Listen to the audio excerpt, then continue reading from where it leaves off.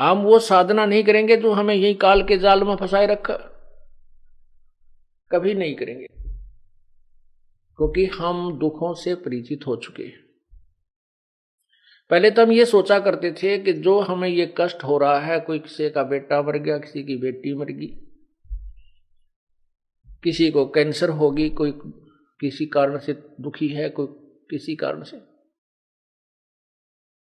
तो हम ये सोचा करते थे ये तो ऐसा ही जीवन है, ये तो सब चलता रहे चलेगा। और इन ऋषियों महर्षियों ने भी ऐसा काम बिगाड़ रखे, कहते जन्म मृत्यु तो मिट ही नहीं सकती, तो सदा कांस्टेंट रहेगी। तो हमने संतुष्टि भी कर ली, वही तो बीमारी लग गई रहेगी, जन्म मृत्यु तो होती रहेगी। तो इसका कोई विकल्प भी नजर नहीं आ रहा था कि ये दुख कष्ट, ये दुख हमारे ऊपर आ रहे हैं, हम जन्मते हैं मरते हैं, बीच में जीवन काल में भी ना जाने कितने कष्टों से हम पीड़ित होते हैं। तो हमने ये मान रखा था कि ये तो होना ही होना है, ये तो होगा ही होगा। फिर हम ऐसे संतुष्टि करते थे जैसे किसी के 4 पुत्र हैं और उसके 3 पुत्रों की मृत्यु हो जाती है। वो फिर ऐसे स्थान पर जाता है जहां जिसके एक ही पुत्र था उसी की मृत्यु होगी, तो संतुष्टि इसलिए कर ले, इस तुलनात्मक तरीके से कर लेता है कि हे भगवान, इससे तो मैं ही अच्छा, मेरा एक तो बचा हुआ है, इस बेचारे का एक ही था, वही चला गया। तो इसलिए वो राहत महसूस करता है, चलो मैं तो बचा हुआ, मैं तो इससे बहुत ठीक हूं, ये मेरे से भी दुखी है। ऐसे ही संतुष्टि करके हम अपना यहां टाइम पास कर रहे हैं। परमात्मा बंदी छोड़ कहते हैं, झूठे सुख को सुख कहे ये मान रहा मन मोदे,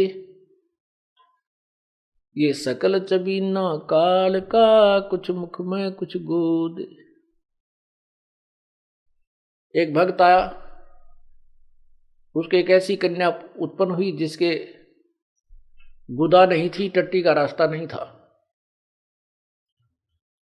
वो मेडिकल में कहने लगा, मैं बहुत चिंतित हुआ, हे भगवान क्या होगा मेरे साथ, क्या होगा, क्या बहुत ना उपदेश उसने बाद में लिया। फिर बताई अपनी हिस्ट्री। फिर वो गया वहां पर मेडिकल में लेके गया उसको, तो वहां उसने 4-5 केस और ऐसे ही मिले उस वार्ड में। वो बताता है कि फिर मैंने ये राहत की, महसूस किया, मुझे कुछ राहत मिली। क्या राहत मिली कि मेरे जैसे और भी बहुत है। बताइए इससे क्या लाभ हो गया उसको। उसकी लड़की का तकलीफ है और वो बिल्कुल बहुत भयंकर है, ऋषि और भी पा गए, तो उसको क्या राहत मिली। इन्होंने बोला फिर मेरा दिल सा टिक गया। पुण्यात्माओं, आड़त यहां पर तो ऐसा ही है, कोई विकल्प है नहीं। अपनी संतुष्टि एक दूसरे को देखकर हम दिल डांट लेते हैं, लेकिन ये सुख नहीं है।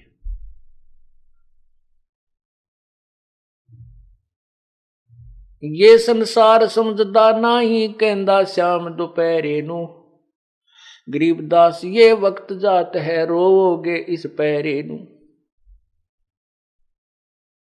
ये संसार समझदा नहीं, हमारे ज्ञान को नहीं स्वीकार करता।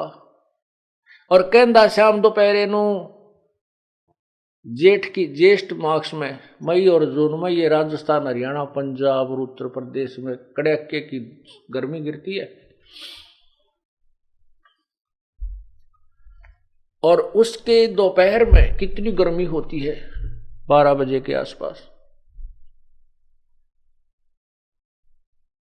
हम जैसे किसी ने शराब पी रखी हो या भांग का नशा कर रखा है, वो कहीं पड़ा है, धूप में पड़ा है, उसको महसूस नहीं हो रहा तुझे धूप लग रही है, और पसीना पसीना बुरा हाल, जागाए हुए, मरने की मृत्यु को प्राप्त हो जाए अगर ऐसे पड़ा रहे तो।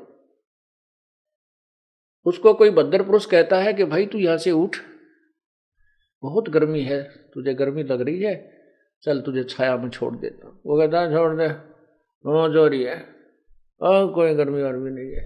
तो वो नशे में है, इतनी भयंकर पीड़ा को वो पीड़ा नहीं मान रहा। तो हम सभी इस काल के अज्ञान की भांग पी चुके हैं, इसलिए उस भांग के नशे में हम ऐसा बोलते रहते। कबीर ये माया अटपटी सब घट आन अड़ी, किस किस को समझाऊं या कुएं भांग पड़ी। एक बहुत बड़े कूप में, कुएं में, और मन 2 मन 1 क्विंटल भांग घोल के गिर दे कोई, उस जल को जितने भी व्यक्ति पीवेंगे सभी को नशा होगा। और नशे वाला व्यक्ति से 100 मिले आपको, 100 के 100 एक जैसी भाषा बोलेंगे। तो काल ने अपने 21 ब्रह्मांड के कूप में अज्ञान की भांग डाल दी। इस अज्ञान की भांग में हम इतने उलझ चुके हैं, इतने नशे का प्रभाव हमारे ऊपर हो चुका है कि हम इसी सुख को सुख मान बैठे।